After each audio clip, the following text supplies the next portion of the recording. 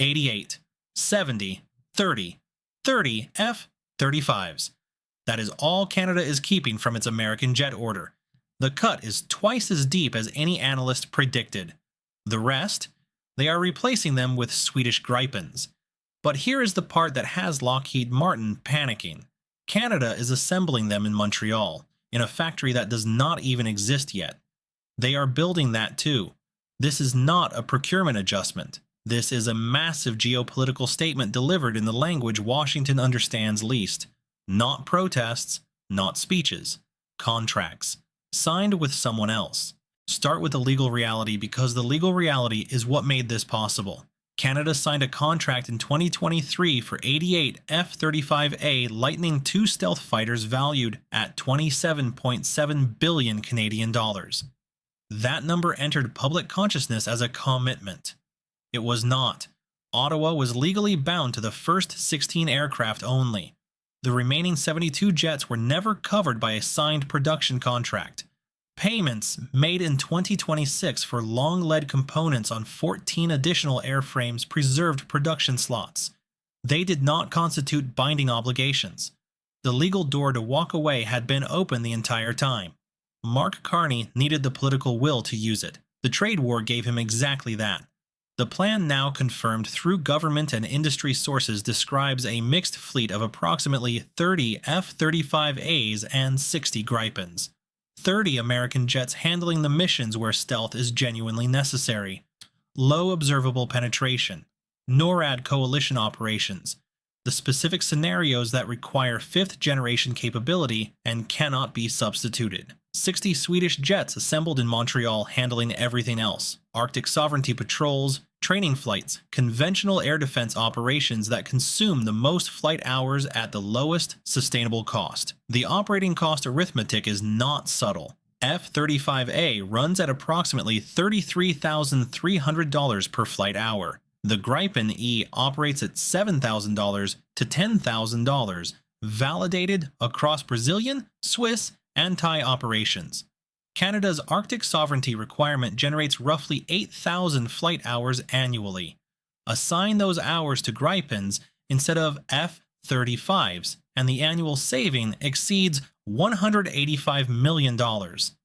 Across 4 decades, that single reallocation approaches $7 billion before cost escalation compounds the figure further.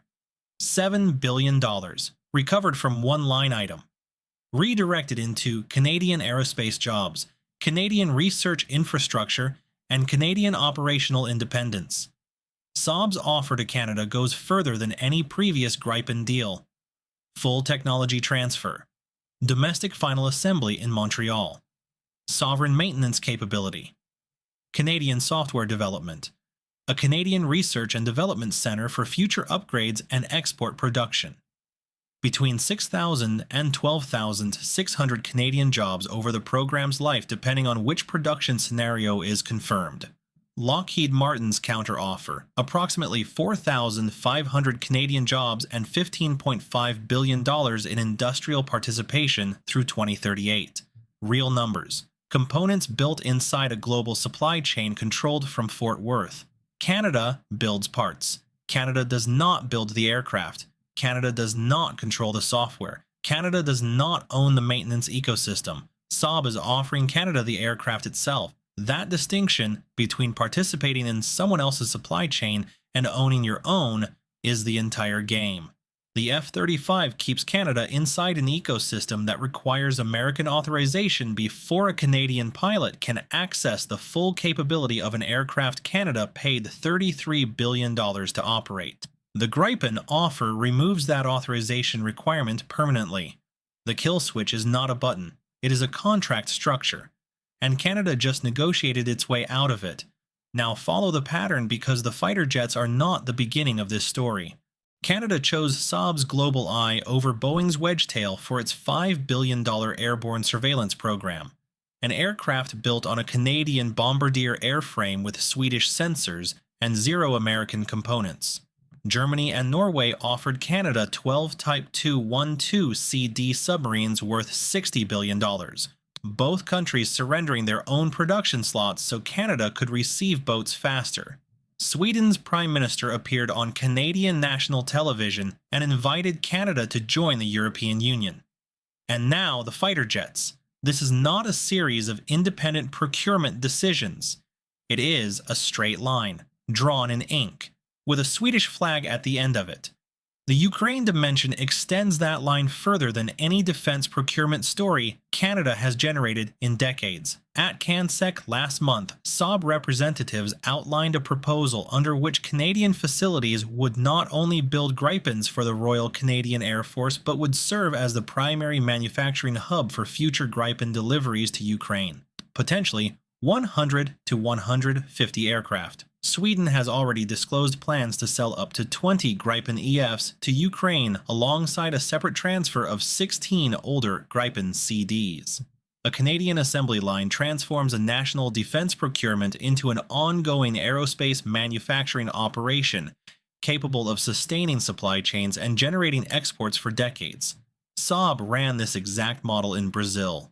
The first locally assembled Brazilian Gripen rolled off the production line in March 2026, 3 months ago. Canada is not being asked to pioneer something untested. Canada is being offered the second production of a model that already works. Canada stops being a customer. Canada becomes a builder, then a supplier, then an exporter of frontline European defense technology to nations Washington is simultaneously trying to arm through its own channels, at prices Washington cannot match, and with sovereignty conditions Washington cannot offer. Defense Minister David McGuinty confirmed Canada is exploring observer status in GCAP, the sixth-generation fighter program being developed by the United Kingdom, Japan, and Italy. Entry potentially in July 2026. Read that timeline carefully. Canada is not diversifying away from American platforms for this generation only. Canada is positioning to bypass Washington entirely for the aircraft it flies in the 2040s, not through confrontation, through the patient accumulation of industrial relationships that make American dependency structurally optional rather than strategically necessary. The formal announcement is expected after the U.S. midterm elections in November. Not because the decision is uncertain, because Ottawa does not want to hand Washington a political provocation during an election cycle. When a government delays an announcement purely for timing management, the outcome is already settled. They are managing optics, not the verdict. In 1 month, Canada chose a Swedish surveillance aircraft over Boeing, entered negotiations for European submarines over anything American, and confirmed it is replacing 60 American fighter jets with Swedish ones built in Montreal. Each decision alone is a procurement story. Together they describe something that has not happened in Canadian defense policy in 60 years. A country that spent 6 decades buying its security from one supplier, accepting the software dependencies, the export license vulnerabilities, the kill-switch contract structures that came bundled with every platform, has decided that the arrangement is no longer acceptable. Not loudly, not dramatically. Through contracts signed with someone else. Lockheed Martin spent 20 years assuming the F-35 was the only serious option for any NATO ally. The most dangerous competitor was never China or Russia. It was a Swedish company that arrived in Montreal and said, "We will teach you to build it yourself." Sovereign ownership.